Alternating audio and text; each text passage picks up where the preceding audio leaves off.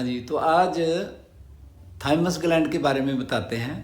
सबसे पहली बात तो है, ये थाइमस ग्लैंड भी इंडोक्राइन जैसे इंडोक्राइन ग्लैंड बाकी के सारे पिट्यूटरी ग्लैंड के अंडर हैं, उसी तरह ये भी पिट्यूटरी ग्लैंड के अंडर है।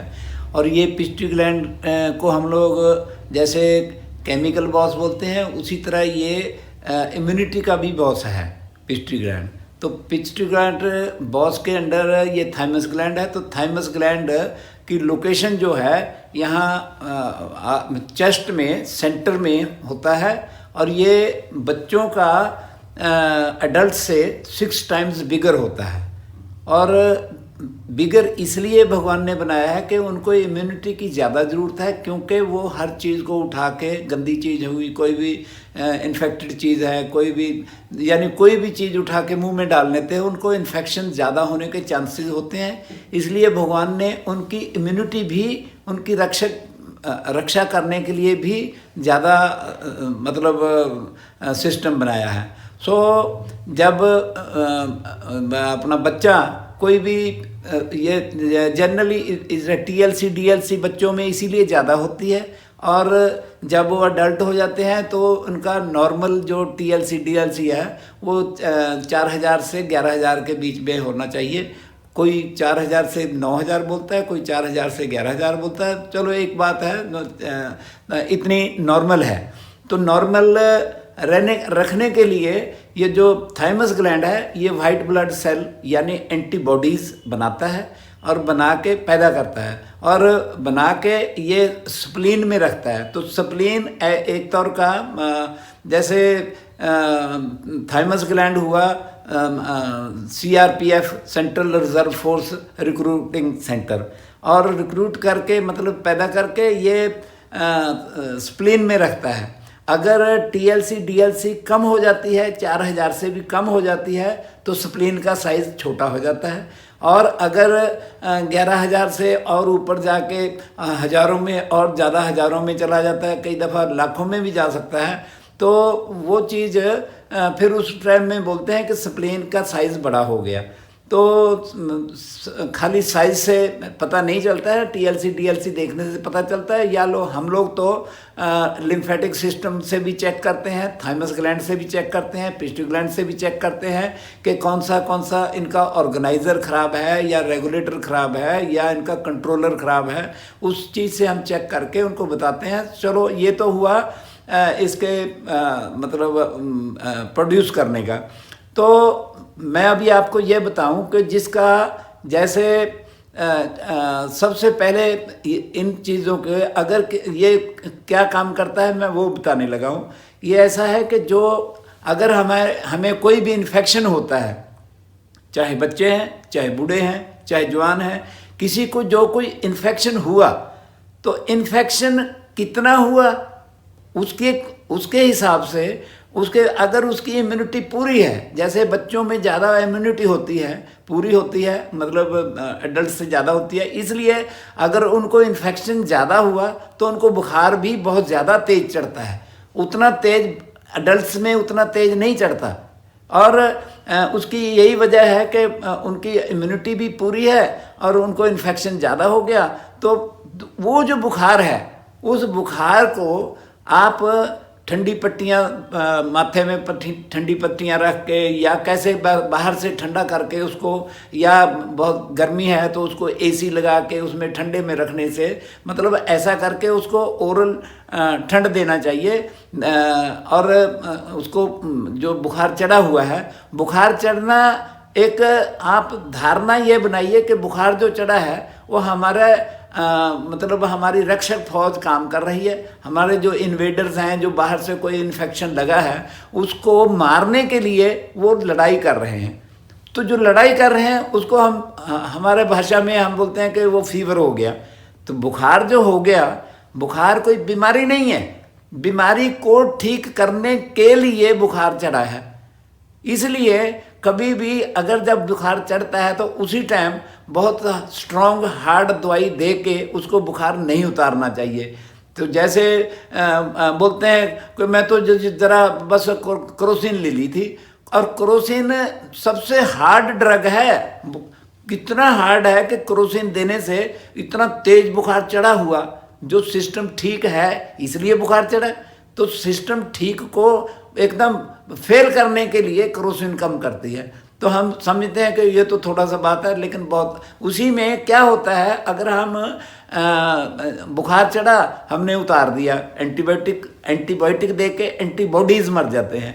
तो इस तरह अगर हम 2-4 दफ़ा ऐसे रिपीट करते हैं तो हमारे शरीर में जो एंटीबॉडीज़ हैं वो कम हो जाते हैं। कम होने से हमारा पिट्यूटरी ग्लैंड का काम है वो कि देखना कि रक्षक फौज कितनी है, टीएलसी डीएलसी कितनी है। तो वो अपना इसको थाइमस ग्लैंड को ऑर्डर करती है कि भाई सीआरपीएफ कम हो गई, माने रक्षक फौज कम हो गई, यानी एंटीबॉडीज कम हो गए, आप और प्रोड्यूस करो। और प्रोड्यूस करने के लिए पिट्यूटरी ग्लैंड ऑर्डर करती है। अगर कहीं कोई लड़ाई नहीं लगी तो नॉर्मल रहता है, कोई बात नहीं। लेकिन जब ऐसा हो गया तो अगर जिस टाइम में एंटीबायोटिक दे के अगर हमारे एंटीबॉडीज़ कम हो गए, कम होने से अगर हमारा पिट्यूटरी ग्लैंड उस टाइम में खराब होने का मतलब है या तो वो अंडर वर्किंग हो जाएगा या वो ओवर वर्किंग हो जाएगा। तो अगर तो वो अंडर वर्किंग हो गया तब तो उसकी इम्यूनिटी जो इससे कम हुई एंटीबायोटिक से, तो वो 4000 से कम होनी शुरू हो जाएगी, क्योंकि अगर बनाएगा दोबारा तो तब तो ज़्यादा हो जाएगी। अगर पिट्यूटरी ग्लैंड अंडर वर्किंग हो गया और उसने थाइमस ग्लैंड को ऑर्डर नहीं दिया, तो ऑर्डर नहीं देने से उसकी अंडर वर्किंग जो है थाइमस ग्लैंड की, वो टीएलसी डीएलसी 4000 से कम हो के अगर दोबारा रिपीट कर दिया, या जैसे मैं और भी इसमें क्लियर कर दूं, जैसे हम एंटीबायोटिक ही बोलते हैं, उसमें ये जो जर्दा है, तंबाकू है, ये भी एंटीबायोटिक है। एंटीबायोटिक इतना ज़बरदस्त एंटीबायोटिक और स्टीरॉयड हैं ये कि इससे भी वाइट ब्लड सेल मरते हैं, और मर जाने से वो अगर रिपीट करता है हमेशा के लिए रिपीट करते हैं ज़्यादा, तो ज़्यादा बार रिपीट करने से थाइमस ग्लैंड अंडर वर्किंग हो गया। तो अगर उसकी अंडर वर्किंग होने से पिट्यूटरी ग्लैंड ने ऑर्डर नहीं किया और बनाने के लिए, वो भी अंडर वर्किंग है, तो फिर उसका 250 अगर उसकी टीएलसी डीएलसी 250 रह गई, तो उसको हम बोलते हैं acquired immune deficiency syndrome, means AIDS. AIDS का मेन कारण यही है कि एंटीबायोटिक दे के मार दिए, लेकिन पिट्यूटरी ग्लैंड ने ऑर्डर नहीं किया फिर और बनाने के लिए, या थाइमस ग्लैंड ही अंडर वर्किंग हो गया, या तो पिट्यूटरी ग्लैंड की वजह से हो गया, या फिर स्पाइन से T4 अगर उसका पैरासिम्पैथेटिक नर्वस सिस्टम इफेक्ट हो गया तो भी उसकी प्रोडक्शन कम हो जाएगी। प्रोडक्शन कम हो गई तो प्रोडक्शन कम मीन्स एड्स हो गई। एड्स वाले को ही HIV पॉजिटिव होती है। अदरवाइज HIV पॉजिटिव होने से पहले अगर बाहर के कोई भी वायरस आते हैं तो उसको अगर हमारी इम्यूनिटी जिसकी भी ठीक रहती है, तो वो इम्यूनिटी ठीक रहने से उसको उतना ज़्यादा ज़ोर से बुखार चढ़ता है और उस वायरस को मार लेता है, काबू पा लेता है। लेकिन हमारी अगर इम्यूनिटी नहीं है तो बुखार थोड़ा बुखार चढ़ेगा, उसको मार नहीं पाएगा, पूरा उसके ऊपर हावी नहीं हो सकेगा। इसलिए उसका ये ज़रूरी है कि हाँ वो नॉर्मल रहना चाहिए। सो ऐसे तो होती है एड्स। और उसी तरह अगर जिस टाइम में एंटीबायोटिक दिए ज़्यादा दफ़ा बुखार बुखार उतारने से उसका जो एंटीबॉडीज़ अगर कम होने से अगर पिट्यूटरी ग्लैंड ओवरवर्क हो गया, या पिट्यूटरी ग्लैंड ने देखा कि अरे बिल्कुल फौज तो एकदम कम हो गई, तो फिर वो अगर उसको ऑर्डर ज़्यादा कर देता है कि ज़्यादा ऑर्डर करता है, यानी थाइमस ग्लैंड खराब होके ओवरवर्क करने लग गया ड्यू टू पिट्यूटरी ग्लैंड, तो उसकी टीएलसी डीएलसी 11,000 से और बढ़ के हज़ारों तक चले जाएगी। ये इतने हज़ार हो गई, इतने हज़ार हो गई, या लाखों तक भी चली जाती है। तो लाखों तक भी चले गई तो समझ लो वो उसको बोलते हैं कि ये इसको कैंसर हो गया। कैंसर का मतलब यही है कि उसकी टीएलसी डीएलसी बहुत बढ़ गई। तो जो बहुत ज़्यादा बढ़ गई बेटे, वो जो टीएलसी डीएलसी बढ़ी है, इम्यूनिटी उसमें उल्टा बोलते हैं कि इम्यूनिटी कम हो गई। इम्यूनिटी कम नहीं हो गई। जो जो पहले एंटीबायोटिक दे दे के बुखार उतारा, तो बुखार उतारना माने बुखार चढ़ना ही बंद हो गया। उसका सिस्टम जो था डिफेंस अगेंस्ट इन्फेक्शन, वो खराब कर लिया हमने बार बार बुखार उतार के। तो बार बार बुखार नहीं उतारना चाहिए। अगर बार बार बुखार उतारते हैं तो दोबारा बुखार चढ़ना बंद हो जाता है। जैसे हमारा कोई गेट के ऊपर हम कुत्ता कोई पाले हुए हैं, वो उसको अगर हम कोई भी अंदर आता है, वो उसको आने से हम बोलते हैं कि नहीं इसको आने दो, कोई बात नहीं, मतलब जैसे बुखार चढ़ा हम बोलते हैं नहीं बुखार नहीं चढ़ना चाहिए। तो ऐसा अगर रिपीट करते हैं तो हमारे जो गार्ड्स हैं वो भौंकना बंद कर देते हैं। मतलब कोई भी अंदर कोई इन्फेक्शन आता है तो अंदर आ जाता है और उसको कोई रोकने वाला नहीं होता। तो मैं जब किसी को भी, मैं जिसको भी देखता हूँ जिसको ज़्यादा देर से कैंसर हुआ है, तो उसको मैं तो बोलता हूँ कि भाई अभी देखो आपको तो सालों हो गए, आपको बुखार नहीं चढ़ा, नहीं चढ़ता है। वो बोलता हाँ जी बुखार तो नहीं चढ़ा। तो वो समझते हैं कि ये उस चीज़ को देखते ही नहीं है। लेकिन क्या है, जब किसी को कोई भी इन्फेक्शन होता है उसको बुखार चढ़ना चाहिए। एज पर उसका जैसा उसका ये है कि उसको तो बुखार चढ़ना चाहिए। बुखार चढ़ के उसको उसके जो इम्यूनिटी काम करेगी, इम्यूनिटी काम करने से उसको मतलब बुखार चढ़ के उसका शरीर को ठीक करना चाहिए, जो इन्फेक्शन को ठीक करना चाहिए। लेकिन वो इन्फेक्शन को ठीक नहीं कर पाता क्योंकि उसको हमने बुखार चढ़ना ही बंद कर दिया। जैसे हमने डॉग्स को दरवाजे पर हैं उनको भाई नहीं भाई, उसकी मैं एग्जांपल देता हूँ। जो आमतौर पर किसी के घर में कोई नहीं जाता जहाँ, वहाँ पर मतलब जिसको कभी कोई बुखार नहीं चढ़ा, तो वो उसके जो एंटीबॉडीज़ हैं, उसके गार्ड्स हैं, वो कोई भी बाहर से आता है वो बहुत ज़ोर से भौंकता है और उससे लड़ता है। लेकिन कोई भी जो कौन कौन बोलते हैं जिसने बार बार बुखार उतारा, वो उसकी एग्जांपल ये है कि जो कोई वकील है, कोई डॉक्टर है, उसके घर में हर टाइम कोई ना कोई आता है। तो अगर वो दोबारा उसको बोलेगा कि नहीं भाई नहीं इसको आने दो, कोई भौंकना नहीं, तो वो चुपचाप बैठा रहता है। कोई भी अंदर जाता रहे, कोई आता रहे, कोई फिर भौंकता नहीं। उसका मतलब है कि जो भी इन्फेक्शन हुआ वो उस इन्फेक्शन को रोक ही नहीं रहे। तो उस तरह होने से अगर उस टाइम में मतलब TLC DLC पूरी ज़्यादा भी है फिर भी बुखार नहीं चढ़ता, मतलब उसका सिस्टम जो है डिफेंस अगेंस्ट इन्फेक्शन, वो उसने एंटीबायोटिक ले लेके ख़राब कर लिया। ठीक समझे? और उसके समझो उसका फिर और उधर पिट्यूटरी ग्लैंड ओवरवर्किंग है, थाइमस ग्लैंड ओवरवर्किंग है, उसका एकदम TLC DLC लाखों तक भी पहुंच जाता है। वो जब उस टाइम ज़्यादा चला जाता है तो जिसको कैंसर होता है उसका पहले तो उसका वजन बढ़ता है। तो जितनी भी TLC DLC जितना भी कचरा है वो मतलब उसके जो डेड सेल्स हैं वो अपनी उम्र भोग के भी मरते हैं, उसलिए भी उनके डेड सेल हैं। जो एंटीबायोटिक दे दे के हमारे वाइट ब्लड सेल और कितने जो भी दूसरा भी है वो उसको भी अगर वो मारते हैं, तो मारने से उसके डेड सेल ज़्यादा हो जाने से उसकी जो किडनीज हैं वो उसमें यूरिन में निकालना बंद कर देती है। तो मतलब उसके फिल्टर्स जाम हो जाते हैं। लेकिन किडनी का बदकिस्मती से हमारे जो टेस्ट हैं, टेस्ट में उसके फंक्शन को देखना चाहिए, लेकिन वो उस टाइम तक जब तक बिल्कुल फेल नहीं हो जाती किडनी, तब तक बोलते रहते हैं kidneys are okay in size, no cyst is seen, दिखाई नहीं दिया। अगला पैसे देता है कि मेरी किडनी टेस्ट करके बताओ, वो बोलते हैं कि cyst are kidneys are okay in size, no cyst is seen. और सीन का मतलब दिखा नहीं तो ऐसा है ना, उसको बताना चाहिए उसका फंक्शन ठीक है कि नहीं है। उसका साइज़ तो किसी का बड़ा है किसी का छोटा है, लेकिन फिल्टर अगर साफ़ हैं, सबके फिल्टर काम करते हैं, तो उसका जो भी ब्लड में जितना भी कचरा है, ESR भी है, चाहे और भी जितनी चीज़ें वेस्ट प्रोडक्ट जितनी भी हैं, वो वेस्ट प्रोडक्ट उसका वो भी है। समझो कि जो किसी का यूरिक एसिड बढ़ गया, किसी का शुगर बढ़ गया, किसी का किसी का जो भी जितनी भी चीज़ें उसमें फालतू है वो निकालनी चाहिए, क्योंकि किडनी ऐसी चीज़ है, ये केमिस्ट है शरीर का, और कोई भी चीज़ इसमें लेवल से ज़्यादा है तो निकालनी चाहिए, लेवल से कम है तो नहीं निकालनी चाहिए। ये किडनी के चैप्टर में मैं फिर दोबारा अच्छी तरह उसमें एक्सप्लेन करूँगा किडनी के बारे में, लेकिन उसका बहुत बड़ा ये रोल है कि वो बाहर नहीं निकालता, तो जो अंदर रह जाते हैं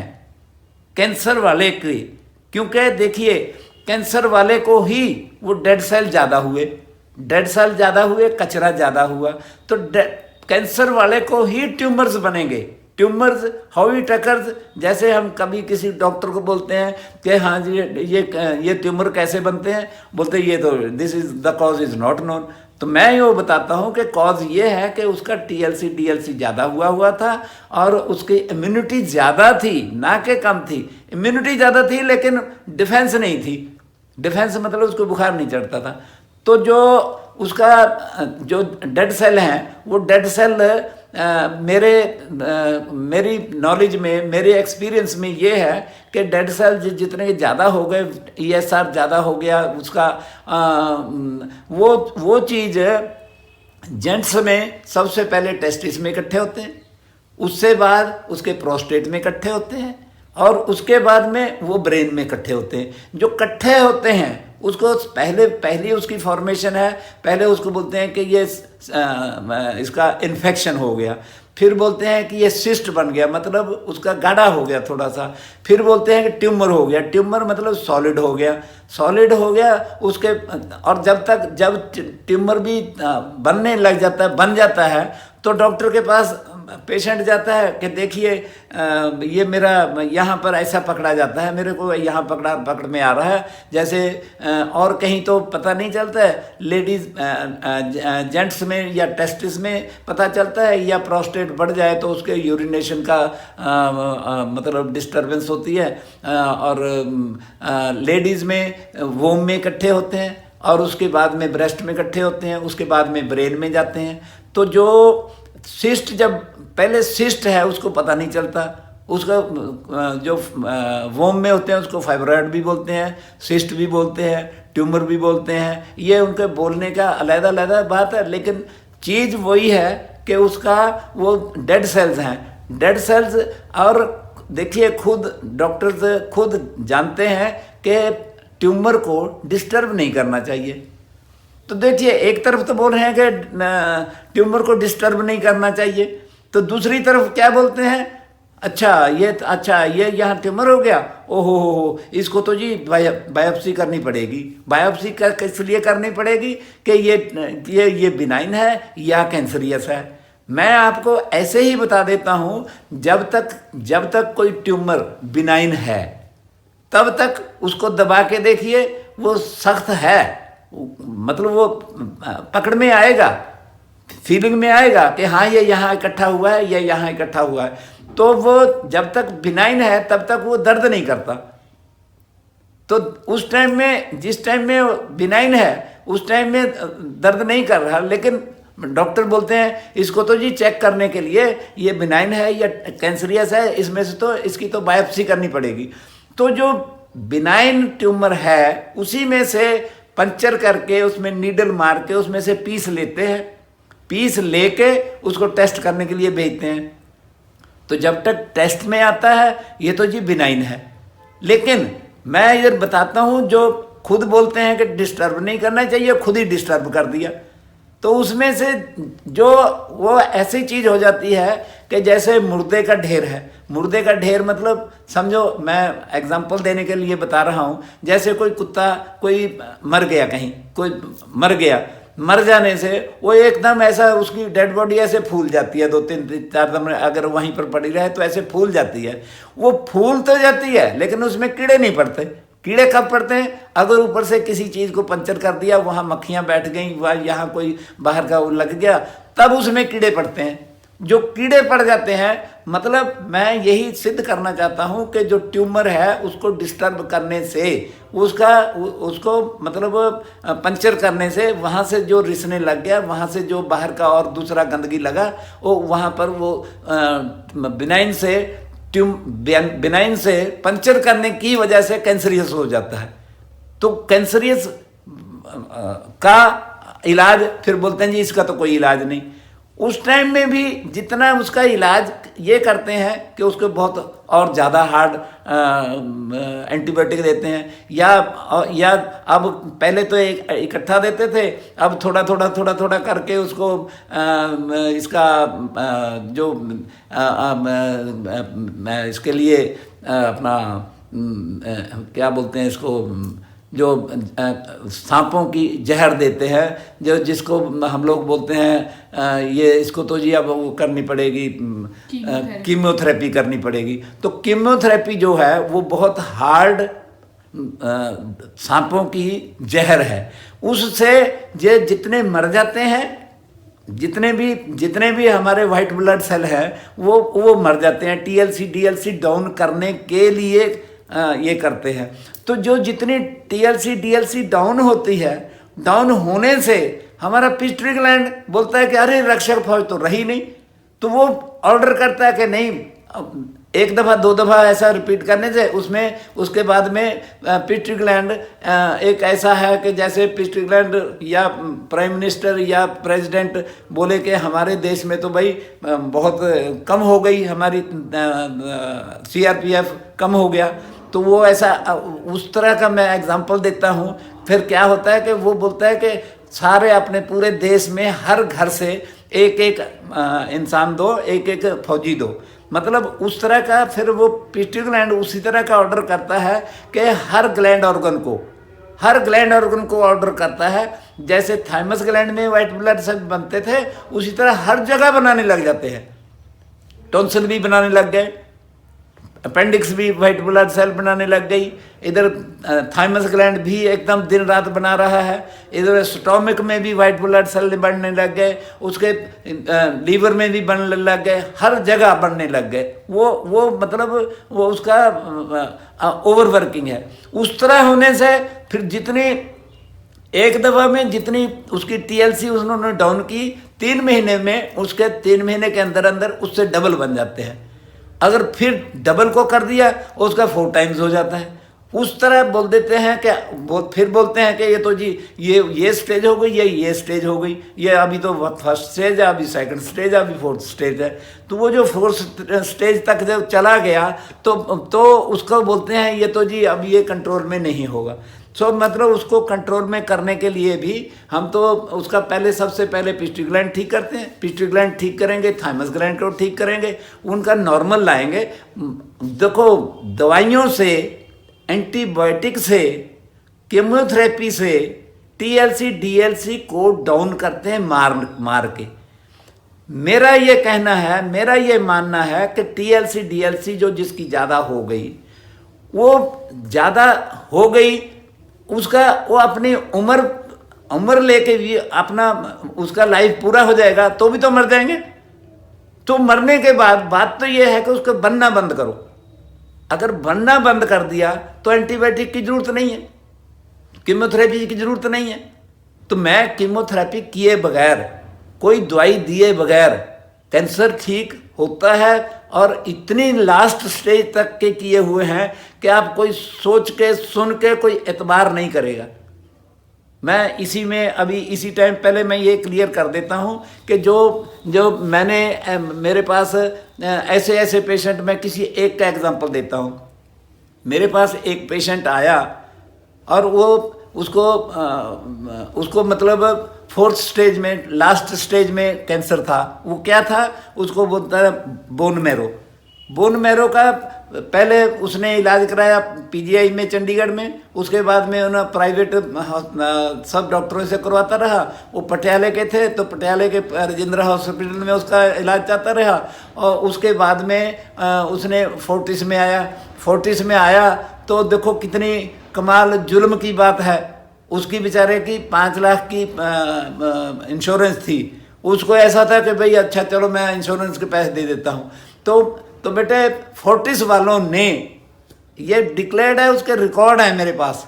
अभी जो मैं बोलने लगा हूँ उसका रिकॉर्ड मेरे पास है। वो इंसान जब कहो तब आके टीवी पर आके बताने के लिए तैयार है। लेकिन मैं बताता हूँ उसको 2-2 लाख रुपए के एक एक टीका, 2 लाख रुपए का 5 टीके लगाए, 5 इंजेक्शन लगाए, 10 लाख रुपया 5 इंजेक्शन का लिया उससे। कितना, और उसको बिल्कुल कंडम कर दिया। कंडम करके फिर उसको बोला, अरे आपको तो जी बोन मैरो है। बनाया किसने? जिसने इतनी हार्ड ड्रग्स दी। बनना बंद नहीं किया, मारने में लगे रहे। तो जिस दिन मेरे पास लेके आए, तो मैं बहुत शॉर्ट में बोलता हूँ क्योंकि बहुत लंबी बात किसी को टाइम इतना नहीं है किसी के पास भी। तो जब मेरे पास आया, उसको 2 आदमी दोनों तरफ से पकड़ के ले आके, गाड़ी से उठा के ले आके मेरे पास बैठाते थे। वो बैठ के ट्रीटमेंट नहीं दे सकता था, उसको लेटे लेटे को मैं ट्रीटमेंट देता था। और वो 15-20 दिन में बैठ के ट्रीटमेंट लेने लगा। उसके बाद में उसको जब मेरे पास आया तो हर हफ्ते वो ब्लड उसको लेना पड़ता था, ब्लड कम हो जाता था। और साथ में उसको ब्लड लेता था, साथ में प्लेटलेट लेता था। हर हफ्ते इतना लेता था। उसके बाद में भी उसको कोई भूख नहीं लगती थी, कोई कुछ नहीं था, कोई उसका आगे कोई है ही नहीं था कुछ भी। तो मेरे पास आने से 15 दिन में उसको थोड़ा सा स्टेबल होने लगा। तो जो दवाई ले रहा था उसको मैं बोला कि देखा ठीक है, आप अभी 1 हफ्ते के बाद में ब्लड लेते हैं, प्लेटलेट लेते हैं, लेकिन मेरे से मैं ये नहीं है कि आज इसके बाद लेना ही नहीं पड़ेगा। उसके बाद में थोड़ा 8 दिन की बजाय 10 दिन में लेने लगा। उसके बाद में फिर महीने में लेने लगा, फिर 1.5 महीने में लेने लगा। उसके बाद 4-5 महीने में वो बिल्कुल उसको लेने की ज़रूरत नहीं पड़ी, ना उसने ब्लड लिया, क्योंकि उसका मैं डाइजेशन भी ठीक हुआ, डाइजेशन से खाना भी खाने लगा, हजम होने लगा। और कोई दवाइयाँ जो थी वो दवाइयाँ भी बंद करवाई। 2 महीने में तो उसकी सारी दवाइयाँ, जो इंजेक्शन जो ये लेता था वो भी बंद करवाए। तो मतलब कहने का, उसको 4-5 महीने में पहले वो ड्राइवर रखता था, पहले टैक्सी लेके आता था, फिर उसने अपनी गाड़ी के ऊपर ड्राइवर रख लिया। 2.5 महीने के बाद में वो गाड़ी अपने से लेके आने लग गया, जो बैठ के ट्रीटमेंट नहीं ले सकता था। तो मतलब कहने का ये दिस इज बियॉन्ड बिलीफ। इसका जो हमारा रिजल्ट है, मेरे दरअसल क्या है, मैं किसी को भी बताता हूँ तो वो उसको एतबार नहीं आता, ऐसा कैसा हो जाएगा। तो मैं यही बोलता हूँ कि जो ट्रीटमेंट लेते हैं, जो ठीक हो जाते हैं, वही जिसको भेजते हैं वो समझा के भेजते हैं कि हाँ जी हाँ, ये ऐसा इतना लंबा ट्रीटमेंट होगा, आपका किसी भी स्टेज का है, चाहे वो कैंसर, उसका लीवर में कैंसर है, चाहे उसमें किडनी में कैंसर है, चाहे उसका लंग्स में है, जो जहाँ भी है, चाहे वो बोन मैरो है, कुछ भी है, चाहे उसका हार्ट में है, हार्ट का जिसका बिल्कुल पल्पिटेशन ही एकदम खत्म हो गया, समझ लो भी उसका RFT LFT जो है वो उसका समझ लो 24% रह गया, उसको भी भगवान की दया से उनके भी सारे के रिकॉर्ड रखे हुए हैं मेरे पास, और उनको भी दिया है। वो कार्डियोमायोपैथी का मतलब यही होता है कि उसके हार्ट में कैंसर हो गया, मतलब उसकी सर्जरी भी नहीं कर सकते। वर्ल्ड जानता है इस बात को, ये नहीं है कि मैं ही बोल रहा हूँ, वर्ल्ड नोन है कि हाँ, जो कार्डियोमायोपैथी का जो पेशेंट है वो किसी भी थ्योरी में ठीक नहीं हो सकता। उस तरह के पेशेंटों को ये बोल देते हैं। मेरे पास एक 23 साल का लड़का आया था, और उस लड़के को मैंने ये चेक करके उसको मैं बताया था कि ये इसको 4-5 महीने लगेंगे ठीक होने के लिए, जिसको पहले PGI ने मतलब वो कर दिया था, डिक्लेयर कर दिया था कि ये नहीं बचेगा। तो फिर अपोलो में गए, तो अपोलो वालों ने उसको 2 साल ट्रीटमेंट करते ठीक नहीं कर पाए, तो उसको आखिर ये बोल दिया कि इसको घर को ले जाओ जी, ये बचेगा नहीं है, 15 दिन इसकी सेवा कर लो। 23 साल का बेटा था खाली, तो उसको 23 साल के बच्चे को मैं ट्रीटमेंट दिया। 3 महीने में उसकी 2 महीने के अंदर उसकी जितनी भी दवाई 5-6 दफ़ा उसका यहाँ लगाया हुआ ही था। हर टाइम दिन में 5-6 दफ़ा उसको इंजेक्शन देते थे, बाकी खाने की दवाई देते थे। तो उन सब दवाइयों को बंद भी करवाया, और आगे के लिए जैसे हार्ट वाले का अगर ऑपरेशन भी करते हैं, तो ऑपरेशन करके किसको बोलते हैं कि तुम जो मर्जी करो, वजन उठाओ, जो भी मर्जी करो। तो मैं और जितनी पहले दवाई लगी हुई होती हैं उससे डबल लगा के बेचते हैं, तो ठीक करने का उनका सर्जरी से क्या फ़ायदा होता है। तो मैं ज़्यादा बातें नहीं करते हुए मैं ये बताता हूँ कि हर टाइप का, हर जगह का, हर शरीर का ब्लड कैंसर सबसे जल्दी वो ठीक होता है। और जो किसी को एक एक जगह में है, किसी को प्रोस्टेट में है, किसी के टेस्टिस में है, किसी के ब्रेन ट्यूमर है, वो डिसॉल्व करते हैं हम, ना कि उसको काट के निकालते हैं। डिसॉल्व करने से दोबारा बनना खुद ही समझ लीजिए, जो डिसॉल्व हो गई चीज़ तो वो बननी बंद हुई तब तो डिसॉल्व हुई ना।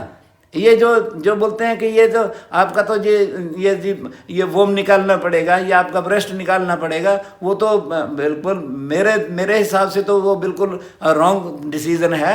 इसलिए वो चीज़ें ऐसे नहीं हो सकती हैं। तो मैं लास्ट में यही बोलता हूँ कि जो हमारा ट्रीटमेंट का विधि है तो उसके लिए भी, जैसे अभी मैं शायद बताना भूल गया आपको कि जो थाइमस ग्लैंड है उसका भी स्पाइन से जो है वो T4 से अंडर वर्किंग या ओवर वर्किंग होता है। जैसे और ग्लैंड ऑर्गन्स होते हैं उसी तरह ये भी होता है। हम उसको chiropractic means disc vertebras set करके वहाँ का उसका भी फ्लो ठीक करते हैं तो वो भी नॉर्मल होता है। और जितना ऐसे तो मैं अगर मैं बताने लगूँ कि जैसे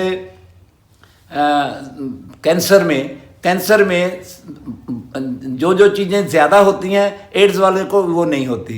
जैसे अगर मैं इसके सिम्टम्स भी गिनने लगूँ तो बहुत लंबे हैं, क्योंकि इनका जो कैंसर वाले का जो नर्वस सिस्टम है वो बहुत वीक होता है और एड्स वाले का बिल्कुल ठीक होता है। कैंसर वाले की सबसे ज़्यादा किडनी खराब होती है, एड्स वाले को बिल्कुल ठीक रहती है। एड्स वाले की मेमोरी बिल्कुल ठीक रहती है, कैंसर वाले की मेमोरी वीक हो जाती है और मेमोरी और कंसंट्रेशन ऑफ माइंड वीक हो जाती है। एड्स वाले को नींद पूरी होती है, थोड़ा सा सोने से ही उसका चार्ज होता है नर्वस सिस्टम, और कैंसर वाले को होता नहीं। कैंसर वाले को भूख नहीं लगती है, पहले वजन बढ़ता है, फिर जब TLC DLC ज़्यादा हो जाती है, रक्षक फौज ज़्यादा हो गई तो फौज ही सब कुछ खाने लगती है, बॉडी को कुछ मिलता नहीं, इसलिए फिर उस टाइम में उसकी वजन कम होने लगता है। तो इधर जो एड्स वाला है, एड्स वाले को ऐसी कोई तकलीफ नहीं है उसका, क्योंकि उसकी तो TLC DLC पहले ही कम है। उसको सिर्फ यही है कि कहीं कोई चोट लग गई, कहीं कोई इन्फेक्शन हो गया, वो ठीक नहीं होगा क्योंकि उसको इम्यूनिटी कम है। इधर इम्यूनिटी ज़्यादा है फिर भी बोलते हैं इसकी इम्यूनिटी नहीं रही। इम्यूनिटी तो एड्स वाले की नहीं होती, कैंसर वाले को तो इम्यूनिटी मोर देन नीड है। 4,000 से 11,000 होनी चाहिए, उसकी तो हज़ारों में और लाखों में चली गई। इम्यूनिटी तो ज़्यादा है लेकिन उसकी डिफेंस अगेंस्ट इन्फेक्शन जो है वो बंद हो गई, वो बार बार बुखार को उतारने के रिपीट करने से। सो और भी बहुत सी चीज़ें हैं, जैसे कैंसर वाले का जो सेक्स सिस्टम है वो बिल्कुल ठप हो जाएगा, उसका सेक्स सिस्टम एकदम बंद हो जाएगा। और एड्स वाले को मोर देन नीड अननेसेसरी उसकी इरेक्शन होती रहती है, और कैंसर वाले को इरेक्शन होती नहीं है, और एड्स वाले को अननीडेड इरेक्शन होती है। और इसी तरह बहुत कितनी चीज़ें बताऊं मैं, हर ग्लैंड ऑर्गन का अपोजिट होता है ये। तो मैं यही आपको बताना चाहता हूं कि सबसे पहले तो हर टाइम कभी भी किसी को बुखार चढ़े तो एट वंस नहीं उतारना चाहिए। अगर उतारना भी चाहिए उसमें और भी बहुत से तरीके हैं उसको टेम्परेचर डाउन करने के। टेम्परेचर डाउन कीजिए, ना कि बुखार को उतारिए। और मेरा ख्याल है कि अभी आप समझ गए होंगे सारे के हाँ भी कि मैं कितना थाइमस ग्लैंड के ऊपर क्यों इतना जोर लगाता हूँ, क्योंकि कैंसर और एड्स इसी से होती है और इसका ऑर्गेनाइजर पिट्यूटरी ग्लैंड है। और इनकी जो कैंसर होने जो ट्यूमर्स बनते हैं वो किडनीज खराब होती हैं ड्यू टू मोर इसकी जो कचरा इकट्ठा होता है, वो जहाँ इकट्ठा हो गया 2000 ट्यूमर्स। That's all.